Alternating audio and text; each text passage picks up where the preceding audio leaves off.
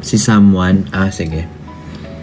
Si someone, yung Christian, ano yung naka-braces? Ano siya? Mabait. Christian is very... Whenever I think about Christian, I think about a little brother. Very kind, very open-minded, very direct. Kumbaga, andun pa siya, very vocal. Exactly, I saw. Very vocal siya.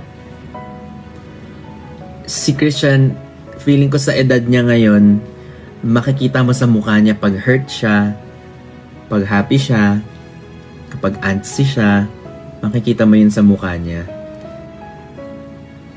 And what I like about him is hindi siya yung, kunyari, na-offend siya, na-hurt siya, makikita mo sa mukha niya, pero itutuloy niya pa rin, para yung smile niya, yung happiness niya, para hindi maapektuhan yung mood ng lahat ng tao. And it takes a lot of courage to do that. Kasi kung ibang tao yan, bad trip na ako, so bad trip na dapat lahat. Hindi siya ganun. He's an open book. And he knows how to love people.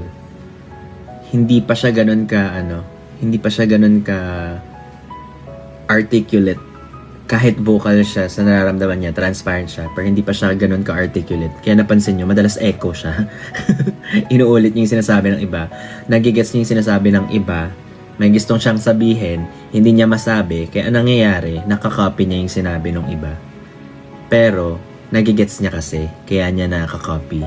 And malambing siya as a friend.